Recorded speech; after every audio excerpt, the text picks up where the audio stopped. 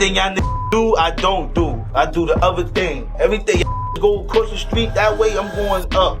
Jim Jones walked into the room like Harlem royalty. Shades on, chain swinging, talking like he owned the block and the storyline. But the streets, they were already whispering. You ever see someone talk like a boss but move like an intern? That's the vibe. Holla at your boy. I do other things, man. I don't do what y'all niggas do. I don't do what niggas do. I don't watch money. I don't care. I just do what I do. Jim was out here declaring himself the general while the troops were quietly switching sides. Then out of nowhere, Tony Yayo, the most loyal soldier in 50 Cent's army, stepped up. And he didn't come swinging wild. He came surgical. Yayo talking about, yeah, Jay don't take care of...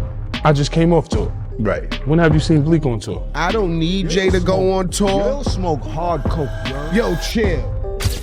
The type of calm that makes you nervous, like when your mom says, we'll talk when we get home. Yayo had years of quiet tucked away like ammo, and he finally opened the vault. The streets could smell the tension from Queens to Harlem. Everyone knew this wasn't a rap beef. This was a loyalty test, and one of them was about to flunk with flying colors.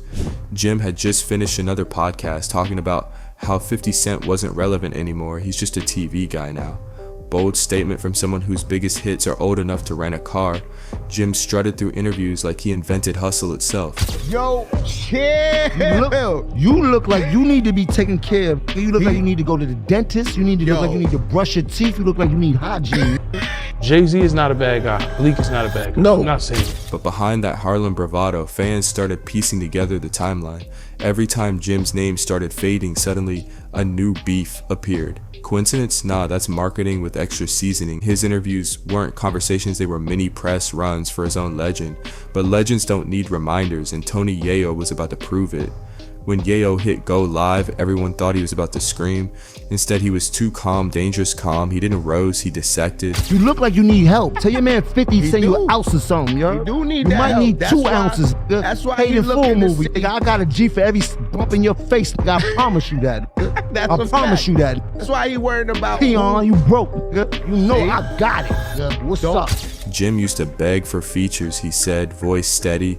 Don't let that tough talk fool you. And boom, social media went nuclear. The streets love receipts more than rhymes. In 10 seconds, Yayo flipped Jim's whole I'm too real for TV act into a Harlem fairy tale. It was poetic loyalty versus lip service, Queens versus clout. And while Jim played boss, Yayo reminded everyone that real soldiers don't retire.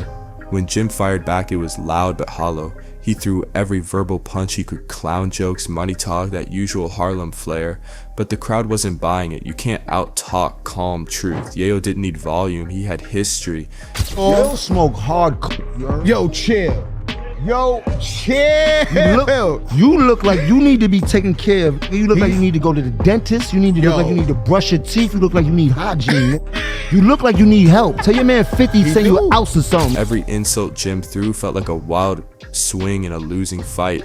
And the comment section? A comedy show. Yayo checked him like a parking ticket, one fan said.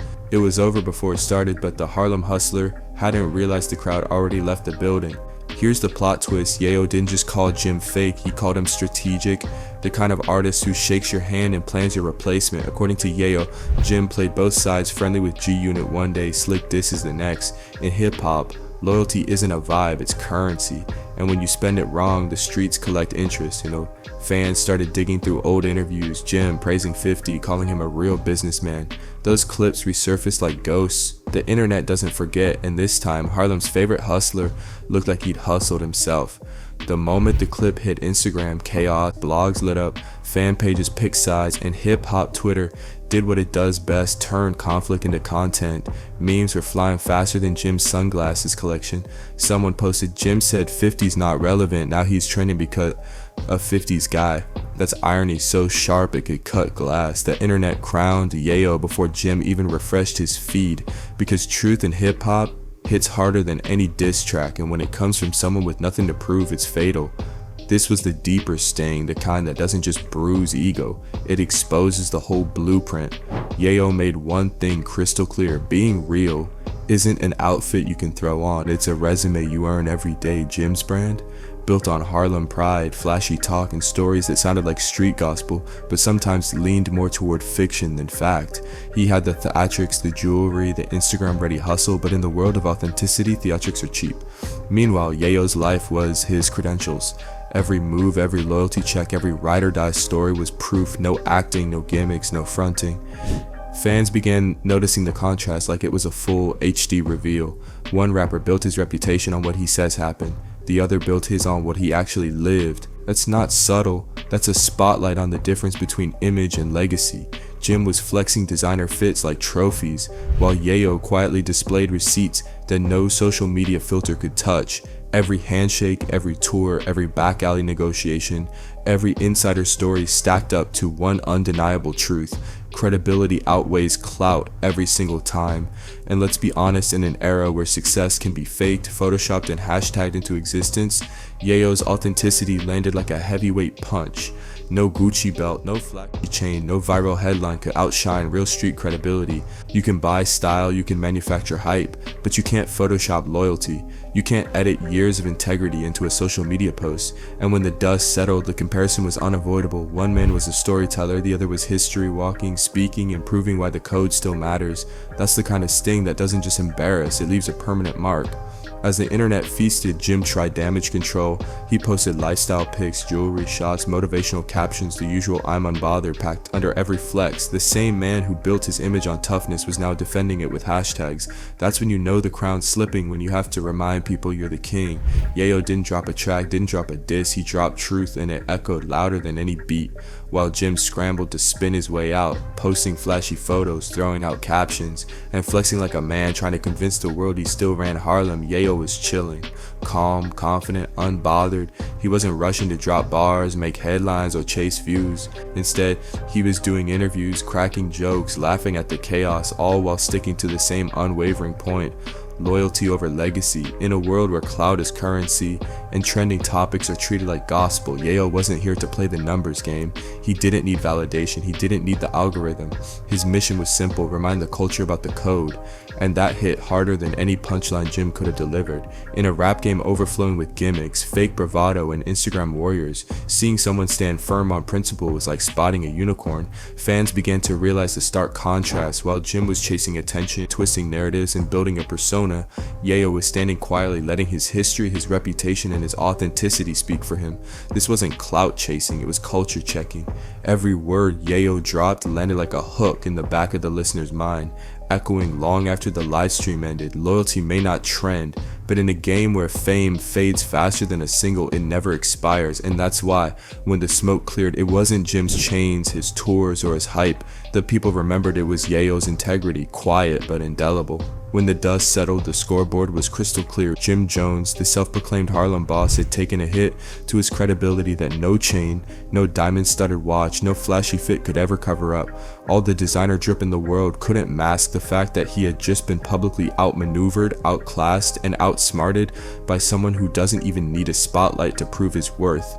Meanwhile, Tony Yayo, the quiet soldier, the loyal lieutenant, the kind of guy whose reputation isn't built on press conferences or Instagram flexes, walked away glowing.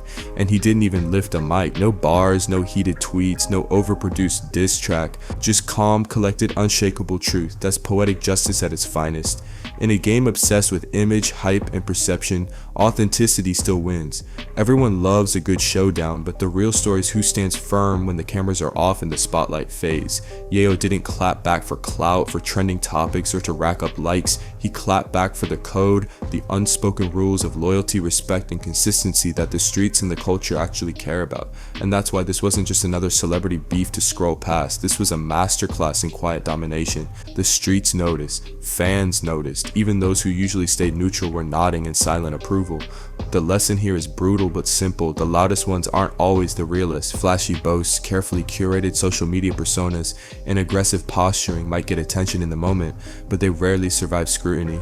Meanwhile, the quiet ones, the ones who move in shadows, honor loyalty, and speak with truth instead of theatrics, often end up controlling the narrative, rewriting history, and exposing the fakes without ever seeming like they tried. Yayo reminded the culture why experience, consistency, and integrity still matter, proving that real power isn't measured in hits or hashtags, but in respect earned the hard way. So the moral? Don't mistake volume for value and never underestimate the power of living your truth. Flashy fits, designer chains, and social media stunts might trend for a week, but integrity, loyalty, and real street credibility, that's forever. Tony Yayo just reminded the culture why the quiet ones, the soldiers, and the loyal ones will always write the history while the self-proclaimed generals scramble to protect their image. In the end, real recognizes real, and some lessons hit harder than any diss ever could.